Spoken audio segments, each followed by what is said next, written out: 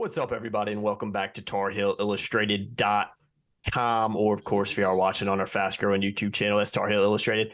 I'm THI staff writer Jacob Turner, and joining me from, I guess, is the press conference room in Madison Square Garden, our very own publisher, Andrew Jones. Obviously, the UCLA and Kentucky game, the second half of the CBS Sports Classic, is going on right now, so no court backdrop for AJ, which we're accustomed to seeing. But you made it work, man. It's a pretty nice backdrop. They just went to halftime, but I can't do anything out there. So yeah, I'm just glad your Wi-Fi is working. Yeah, I had a nightmare with Wi-Fi. They call us the most famous, greatest building in the world. The Wi-Fi here sucks. Hey, to be honest, AJ, I had to log on to Wi-Fi during the game 49 times, and I was counting. You weren't the only one, too. Ask Adam Smith. Adam Smith will tell you I was counting. I believe it. And hurling a few F-bombs. Yeah, I've been there before, too, man. Don't worry about that. It's brutal, to say the least. So makes your job 1,000 times harder. But anyway, AJ, we're here to talk about Carolina's overtime win, 89-84 over 23rd ranked Ohio State. Obviously a big victory for Carolina, especially in the manner in which they were able to pull it out, which we'll hit on a little bit later. But I want to focus on first. Let me go through some stats real quick, and then we'll start talking about it. Armando Bacot, double, 28 points, 15 boards. Thought he was absolutely fantastic today. Caleb Love, 22.7 assists. RJ Davis, 21 points, 8 rebounds, and 4 assists in his homecoming game. First game for him in Madison Square Garden, obviously a New York native. And then Pete Nance obviously had the big shot to go to overtime at 8 points, 10 rebounds. Carolina shot 44% from the floor, just 21% from three. So, AJ, I want to kind of talk about Hubert's halftime speech, and I think that kind of also feeds into the first half because it was a first half in which Carolina just didn't play very well. I thought Hubert kind of summed it up very well in some of the post-game stuff I heard, where he just didn't feel like Carolina was fighting, and I thought it was evident on TV too. And we talked about it in our UNC basketball show. It wasn't a secret that Ohio State was a physical team, not only a physical team, but a big team as well. So Carolina had to be ready for the fight. I don't think they were in the first half, but credit to Hubert, credit to whatever was said, and credit to the players for making adjustments and playing a lot better in the second half. So I think that's where we should start with this one, because it was a completely different second half than what we saw in the first. Yeah, I think that they were playing hard, and I thought that they had a really nice 11-1 run. I thought they were playing hard, but you and I talked about it in the show the other day where, okay, that was hard enough to beat Georgia Tech and the Citadel, but they had to take it up a couple of notches against Ohio State. And I think that's what was learned today. And I think that's what was communicated by Hubert in a very clear manner at halftime. In fact, Armando said that normally Hubert doesn't raise his voice to the degree that he did today, but he had to today because he needed to be impactful, and he was. And I think part of the understanding is, okay, guys, this is a reminder. This is where you need to be. Mm-hmm. You need to be at a place where it's not always pretty, and you got to be okay with that. You got to slug it out, but you also have to intertwine finesse, and you have to intertwine smarts, and you have to have energy, and you have to make those little plays, the denials. How about the balls that they knocked loose near midcourt and foul line extended? Some of the stuff they did with the press, they needed to kick it up a couple of notches, as the great Emeril Lagasse used to say on his cooking shows. And that's what they did. They did that, and they went bam a couple of times. And what we saw was Philadelphia, Carolina. We saw the second half against UCLA today, but in the newer version. And to me, what caps it as the newer version is the guy that made the shot to go into overtime was the new guy. It's the guy they drew up a shot for. We're going to talk about that in a minute, but I think it's all encompassing. It was an Elite Eight game today. It was an Elite Eight atmosphere today. And what the Tar Heels did was they transformed from a second round mentality and approach into an Elite Eight mentality and approach in the second half. And it was directed by Hubert. Hubert did a brilliant job coaching this team today.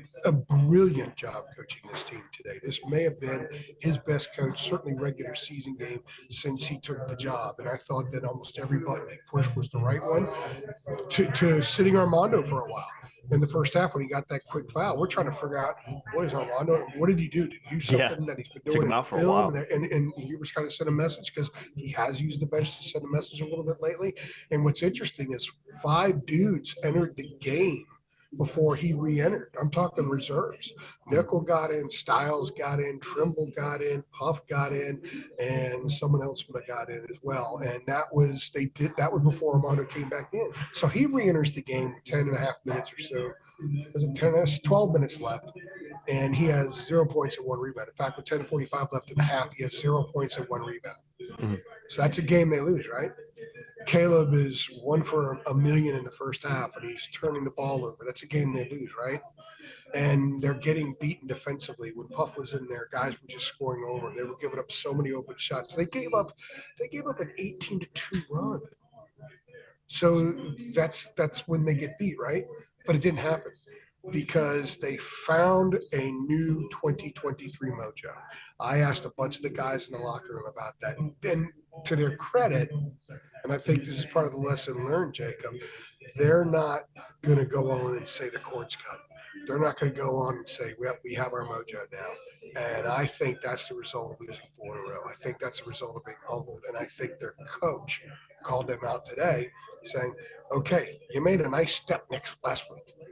Now you got to take a couple more. And they did. And I think that's what the second half was all about. I think it reflects Hubert's speech. I also think it shows that Hubert knows that now they're ready for this. This is the next step. There were times they looked like a national championship team today, and there were times they looked like a club that is going to play in the NIT. Yeah.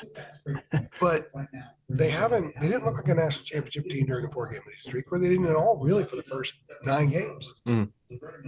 But they did today at times, and they had the grit that they overcame Baylor in overtime with. And although for a while it was kind of role reversal that game, they were cutting into the lead, and they were using the full court stuff to do it. So I think Hubert's speech is enormously important because it worked. I think the way the game played out at the end is enormously important because it worked, and the coaches can be fully trusted. There's so much to come from this game.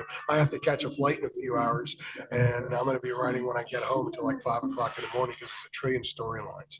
But I think Hubert's speech, the way they played the second half, the Elite Eight juice and grind that they had and smarts and awareness that they had in the second half is why they won this game. Agreed. Yeah, I do agree with that. It could be a season-changing win in a lot of ways because I think the way in which they pulled it out was big and should give them a lot of confidence, not only going into Michigan on Wednesday night, but going into ACC play. But, we'll see what happens. That kind of remains to be seen if they can take on it and build from it. But again, big win for the Tar Heels and a big way to pull it out. We're going to kind of the second and third thing. I'm going to kind of tie these two together because they go hand in hand.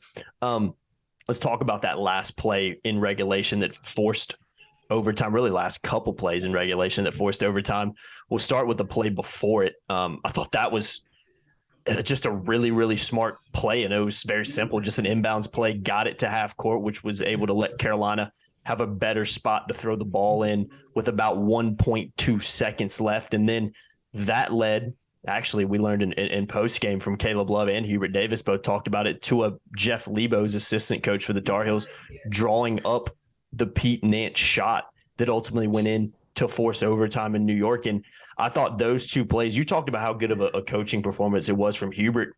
Got to tie in a little bit more the staff as well with Jeff Lebo, because a heck of a play to draw up as well. I'm also going to point out what a pass from Leaky Black and obviously what a shot from Pete Nance to force overtime. It did feel like when that went in, you was like, okay, Carolina's got a really good shot at winning this. When you look at the fact that Ohio State up by as much as 14 in the first half, 9 at the break, and as much as 10 in the second half, had to be pretty draining to force that. Yeah, 11, excuse me. So just some big plays towards the end, and obviously made more big plays in overtime. But talk about those couple of sequences in person as well, because I'm sure it had to be pretty impressive to watch in the Garden too.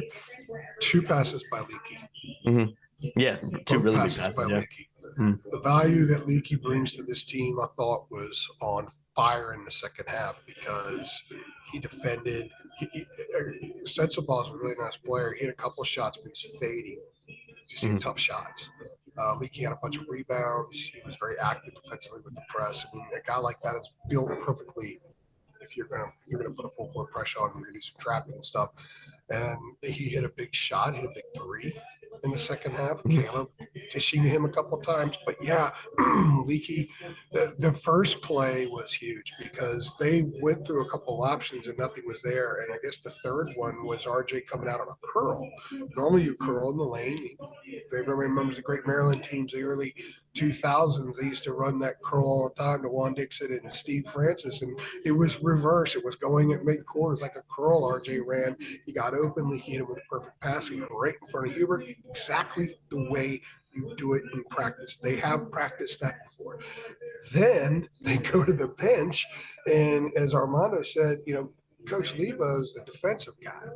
Like, what the heck's he doing drawing up a play? I mean, this was like in your backyard playing football with your friends. Yeah. You take 8 steps and then go right. You take 9 steps and go left. You go straight down the middle. That's what it was. They drew up a play. Now, the play involved the principles that they learn and work on every day in practice, learning how to play off each other and all the awareness that goes with it. But what the play was, Pete was the first option. And as Hubert said after the game, Pete likes the ball on that side, and he loves the turnaround jumper. So they went to his strength, and it worked. And Pete kind of chuckled. He said, I had a rough shooting game. He had a lot of open threes, and his shot was a little bit flat today, and he was missing. But that one didn't miss. That one went in. And I asked Leak, I said, is that Pete's I'm a Tar Heel moment? He's like, yeah, I don't know. He goes, I think there's more to come, so this won't be it. But I think right now that was Pete's I'm a Tar Heel moment. Brady had his last year, and Pete had his here in, I think, the biggest game of the year so far, because they absolutely had to have this. But the fact that Hubert just pressed every right button. When he put Nickel in the first half, he gave him good minutes. When he put Puff in, he struggled a little bit defending in the post, but he had 2 denial steals in the first half. One led to a fast break bucket by himself, and he drew a foul and had a free throw. I thought that Seth gave them a lot of energy and defended pretty well. After that 18-2 run, Seth was on the floor, and they calmed things down a little bit defensively because, Jacob, the way you go on a run has to start defensively. The way you stop a run is it starts defensively.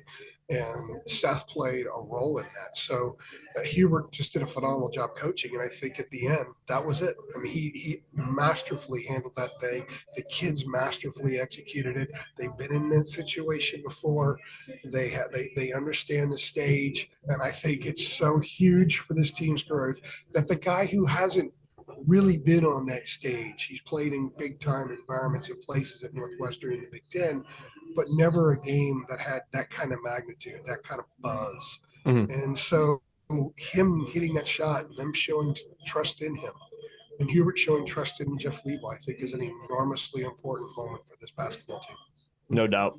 No doubt about it. Real quickly, AJ, before we wrap it up, I know that was kind of the 3 things we wanted to hit on, but I want to ask you, just looking ahead to the Michigan game in Charlotte on Wednesday, in the way this game ended, do you think this could be a victory that kind of spurns the Tar Heels on a little bit and, maybe changes the momentum of the season? As I said a few minutes ago, I'm really impressed with the fact that the same group of guys that were saying championship or bust a couple of months ago have totally hit the brakes. I gave them all opportunities to say, snip, snip, cord's gone. I gave them opportunities to say the 2023 Tar Heels were born this week, not just today. But I think Georgia Tech and the Citadel fed into today because it raised the bar a little bit. That's what Hubert was trying to hoist them from. He wasn't trying to hoist them from who they were in Blacksburg or Bloomington. He was trying to hoist them from who they were this past week. So they were closer to being where they needed to be.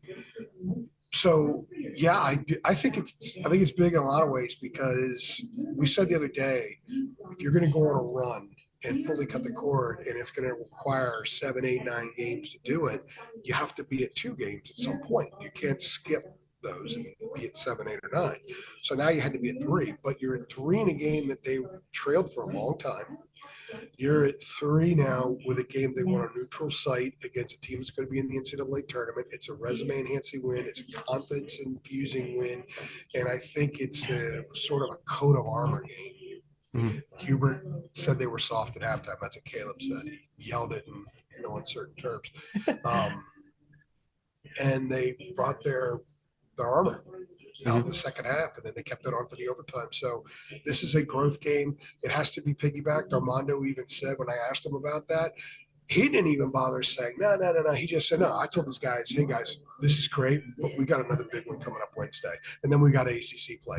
I think the 4-game losing streak was really good for this team in a lot of ways. I referenced what Caleb has said about it for a couple of weeks. I think it's important what he has said, and I believe that he's being genuine. And I think we are now seeing some of the result of that. It's going to take a while, but this was a really, really good win, man. This was a great atmosphere, Jacob. The place was mostly Carolina fans. It seemed like it, yeah. It felt like an Elite Eight game. It looked like an Elite Eight game. These guys were playing as if something big time was on the line. I think a lot was for both teams. Yeah. Both teams needed the win. Carolina needed it more than the Buckeyes. So this is fantastic for this team. Now we just get to push the needle a little bit forward and see what happens Wednesday night. Yeah. But you can't understate how valuable this was for this team. Agreed. I think it was huge as well. AJ, well, it's a good place to wrap this one up because you probably got a couple subways and you got a plane to catch. So I got 2 train rides and I got to get to the airport. So yeah, we'll let you go, man. I've been Jacob Turner. He's been Andrew Jones. Fallen Collins 89-84 win over Ohio State. Tar Heels improving to 8-4 overall. Obviously, AJ will be in Charlotte on Wednesday for the game, so make sure you keep it locked to TarIllustrated.com for all your coverage, not only from tonight's game, but leading up to that one. Like, share, subscribe, hit that notification bell as well. See you on the next one. Thanks.